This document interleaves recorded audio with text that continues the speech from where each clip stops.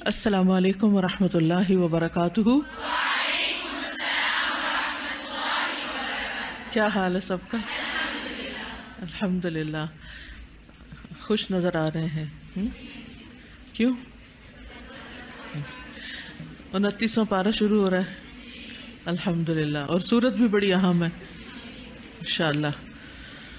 अपने आप को इबादत की हालत में कंसिडर करें कि हम इस वक्त इबादत में हैं, क्योंकि हम इल्म हासिल कर रहे हैं, और इंशाअल्लाह अगर आप इस इल्म से फ़ायदा उठाते हैं तो ये फ़ायदा उठाना भी इबादत है, और अगर आप इस पर अमल करते हैं तो अमल भी इबादत है, और अगर आप इसको दूसरों के साथ शेयर करते हैं तो वो भी इबादत है। जहाँ बैठते हैं वहाँ इसके बारे में बातचीत करते हैं, आपस में डिस्कशंस करते हैं, तो वो भी इबादत है। ज़ालिका फ़ज़लुल्लाहि युअतीहि मन यशा वल्लाहु ज़ुल फ़ज़लिल अज़ीम। तो आइए हम इंशाअल्लाह सूरत अल मुल्क शुरू करते हैं। नहमदुहु व नुसल्ली अला रसूलिहिल करीम, अम्मा बाद, फ़अऊज़ु बिल्लाहि मिनश शैतानिर रजीम, बिस्मिल्लाहिर रहमानिर रहीम। रब्बिश्रह ली सदरी व यस्सिर ली अमरी वहलुल उक़दतम मिन लिसानी यफ़क़हू क़ौली। सूरत अल मुल्क मक्की सूरत है, मुफस्सलात में से है। इसकी 30 आयात हैं। तरतीब के एतबार से इसका नंबर 67 है, 67 नंबर। सूरत तूर के बाद नाजिल हुई है। ये अल्लाह सुब्हानहू तआला की सना के उसलूब में से एक उसलूब तबारका के साथ शुरू हुई है। ये भी अल्लाह की तारीफ़ है, लेकिन उसलूब नया है। 29वें पारे की पहली सूरत है। इस सूरत के कई नाम हैं। सबसे पहला नाम अल मुल्क है, क्योंकि इसमें अल्लाह ताला की बादशाहत का हाल बयान किया गया है। एक नाम तबारक भी है, क्योंकि अल्लाह ताला ने सूरत का आगाज़ इस कलिमा से किया है, तबारक से, तो इसको सूरत तबारक भी कहा जाता है। इसी तरह तबारकल्लज़ी बियदिहिल मुल्क भी इसका नाम है। नबी सल्लल्लाहु अलैहि वसल्लम ने इस सूरत का नाम इस तरीके पर भी लिया है, अल-मानिआ, मानिआ, मना करने वाली, रोकने वाली। तबरानी ने इब्न मसूद से ये रिवायत नकल की है, कहते हैं कि रसूलुल्लाह सल्लल्लाहु अलैहि वसल्लम के ज़माने में हम इसको अल-मानिआ का नाम देते थे। अल-मुंजिया, निजात दिलाने वाली, अल-वाक़िया, बचाने वाली, वाक़िआ नहीं वाक़िया, और अल-मुजादिला, झगड़ा करने वाली, क्योंकि जब फरिश्ते क़ब्र में इंसान से सवाल करेंगे तो ये उस वक्त अपने पढ़ने वाले के बारे में झगड़ा करेगी। तो कितने नाम हो गए? अल-मुल्क, तबारक, तबारकल्लज़ी बियदिहिल मुल्क, अल-मानिआ, अल-मुंजिया, अल-वाक़िया, अल-मुजादिला। सूरत अल मुल्क की फ़जीलत में कई एक अहादीस बयान हुई हैं। ये बहुत ही बरकत वाली सूरत है। नबी सल्लल्लाहु अलैहि वसल्लम ने फरमाया, बेशक कुरान में 30 आयात पर मुश्तमिल एक ऐसी सूरत है जिसने एक आदमी के हक़ में सिफारिश की हत्ता कि उसको बख्श दिया गया, और वो सूरत तबारकल्लज़ी बियदिहिल मुल्क है। ये क़ब्र के अज़ाब से बचाने वाली है। किस किस को क़ब्र के अज़ाब से डर लगता है? हम सबको लगता है। कोई भी ऐसा नहीं जो क़ब्र को देखे और खुश हो। हर एक डरता है क़ब्र में जाने से, क़ब्र के अज़ाब से, उसकी आग से, उसके भेंचे जाने से, उसके बिच्छुओं और सांपों से, उसकी तन्हाई और उसके कीड़ों से, सबको डर लगता है, उसके अंधेरे से।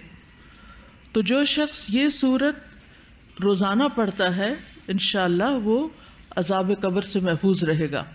नबी सल्लल्लाहु अलैहि वसल्लम ने फरमाया, सूरत तबारक अज़ाब क़ब्र से बचाने वाली है।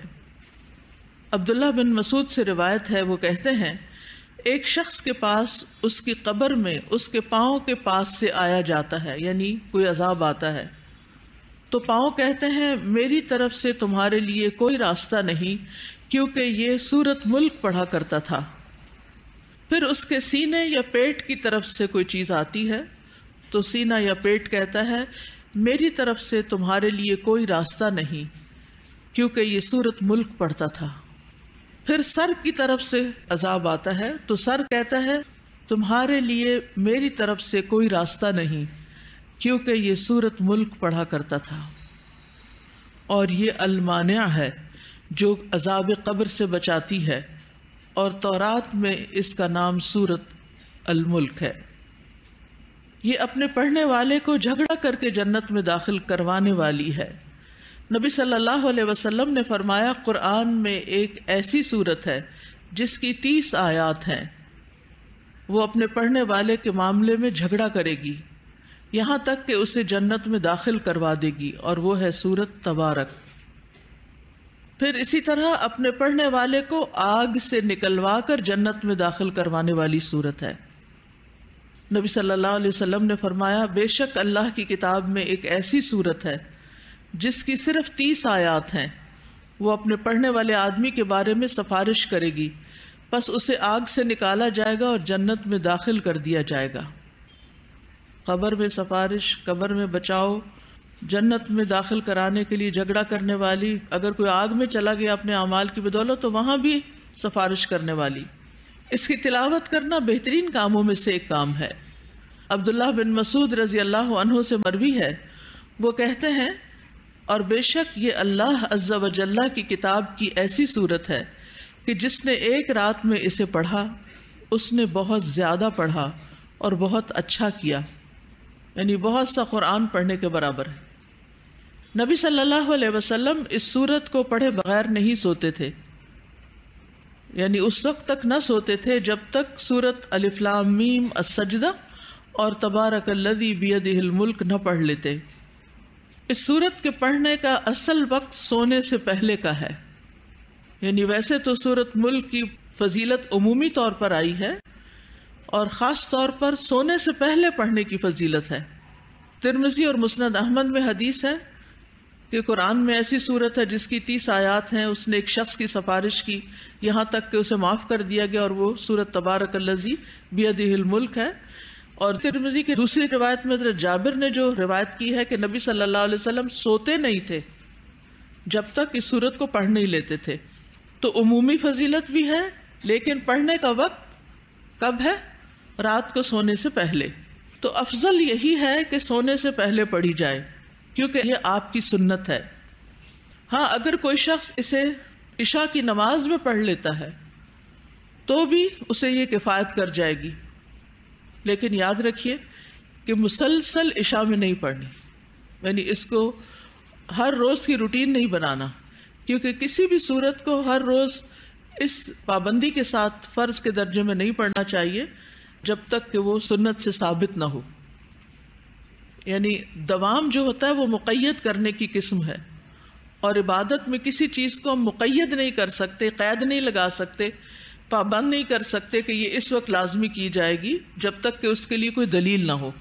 ٹھیک ہے، کبھی کبھار کر لیں، یا اگر روزانہ کرتے ہیں تو ایک آدھ دفعہ چھوڑ لیں۔ اصل میں ہوتا یہ کہ عشاء کی نماز تک انسان اتنا تھک چکا ہوتا ہے کہ بعد میں سورت پڑھتے پڑھتے عموماً سو جاتے، تو پھر یہ ہوتا ہے کہ اس کو وقت پر ہی پڑھ لیا جائے تو اچھا ہے۔ تو آپ دیکھیے کہ اس سورت کی فضیلت میں کتنی احادیث آ گئی ہیں، اور سب سے اچھی بات یہ کہ جن جن لوگوں کو عذاب قبر سے ڈر لگتا ہے وہ اس کی ضرور پابندی کریں۔ کس کس کو زبانی یاد ہے؟ ماشاءاللہ۔ اور جن کو یاد نہیں، رمضان کا مہینہ بہت اچھا وقت ہے، اس سورت کی 30 آیات ہیں، اور ہر روز ایک آیت یاد کرنے سے رمضان کے مہینے میں پوری سورت یاد ہو جائے گی۔ ٹھیک ہے، الحمدللہ۔ تو آئیے ہم سورت کا آغاز کرتے ہیں۔ شروع کرتی ہوں اللہ کے نام سے جو بے انتہا مہربان نہایت رحم فرمانے والا ہے۔ تبارکا، بہت بابرکت ہے، الذی، وہ جو، بیدہ، اسی کے ہاتھ میں ہے، الملک، بادشاہت، وہوا، اور وہ، علی، اوپر، کلی، ہر، شیئن، چیز کے، قدیر، خوب قدرت رکھنے والا ہے، الذی، وہ جس نے، خلق، پیدا کیا، الموت، موت کو، والحیات، اور زندگی کو، لیبلوکم تاکہ وہ آزمائے تمہیں، ایکم کون تم میں سے، احسن زیادہ اچھا ہے، عملا عمل میں، وہوا اور وہ، العزیز بہت زبردست ہے، الغفور بہت بخشنے والا ہے۔ یہ تھا لفظی ترجمہ۔ جب انسان لفظ لفظ کا ترجمہ پڑھ لیتا ہے تو اس کے اندر یقین کی ایک اور کیفیت پیدا ہوتی ہے، اور ایک خوشی کا احساس بھی ہوتا ہے کہ ہم نے ہر لفظ کو انڈیویجولی جان لیا ہے کہ اس کا کیا معنی ہے۔ تو جو لوگ انشاءاللہ رمضان میں اس کو حفظ کریں گے ان کو میں یہ مشورہ دوں گی کہ وہ اس کا ترجمہ ساتھ ضرور ہر روز یاد کریں، کیونکہ جب مفہوم آپ کو آتا ہوگا اور پھر آپ اس آیت کو 5 دفعہ پڑھیں گے، 10 دفعہ پڑھیں گے، 20 دفعہ پڑھیں گے، 30 دفعہ پڑھیں گے، اگر آپ ہر روز ہر آیت کو یعنی جس آیت کو یاد کریں 30 دفعہ پڑھ لیں تو آپ کو ایسی پکی ہوگی صورت کہ انشاءاللہ بھولے گی نہیں، اور ساتھ ساتھ ترجمہ یاد ہوگا تو آپ دیکھیں گے، میں گارنٹی دیتی ہوں آپ کو کہ آپ پڑھتے پڑھتے لازماً رو پڑیں گے۔ یہ صورت بہت پاورفل ہے اور اس میں آخرت کا اتنا جاندار ذکر ہے اور اللہ کی ایسی عظمت اور قدرت کا بیان ہے کہ انسان کو ہلا کے رکھ دیتا ہے۔ اور قرآن تو آیا ہی تدبر کے لیے ہے، تو تدبر میں تکرار بہت ضروری ہوتی ہے کہ ایک ہی چیز کو بار بار پڑھا جائے، بار بار اس میں غور کیا جائے حتیٰ کہ وہ دل میں اتر جائے، اور پھر انسان اکیلے میں بیٹھ کے، تنہائی میں یا لیٹ کے یا رات کو سوتے ہوئے خاموشی سے جس چیز کو پڑھا، سنا، یاد کیا، اس کے بارے میں اپنے آپ سے سوال کرے کہ میں نے اس کا کیا معنی پڑھا تھا، اس کا کیا مطلب ہے۔ اور رات کو سوتے ہوئے اگر آپ آخری عمل یہ کریں گے تو آپ دیکھیں گے کہ رات کو جب آنکھ کھلے گی آپ کی زبان پر وہ آیت آ رہی ہوگی۔ یہ میرا ذاتی تجربہ ہے کہ جو ہی سائڈ پلٹتے ہیں پھر ایسا لگتا ہے جیسے درمیان سے کچھ چھوٹ گیا تھا، آگے سے پھر دہرائی شروع ہو گئی۔ وہ چیز جو دن میں متعدد بار کی جائے وہ رات کو حواس پہ چھائی ہوئی ہوتی ہے۔ تو اس سے اچھا کیا ہے کہ آنا اللیل و آنا النہار قرآن پڑھیں، کہ دن کو بھی پڑھیں اور رات کو بھی پڑھیں۔ اور ویسے بھی رات کو سوتے ہوئے جو آخری چیز ہم کرتے ہیں وہ ہمارے لاشعور میں چلی جاتی ہے۔ تو انشاءاللہ یہ صورت آپ کے سینے کی بہار بنے گی اور دل میں قرار پکڑے گی، اور اللہ سے دعا ہے کہ یہ ہم سب کے لیے سفارش کرنے والی ہو اور نجات دلانے والی ہو۔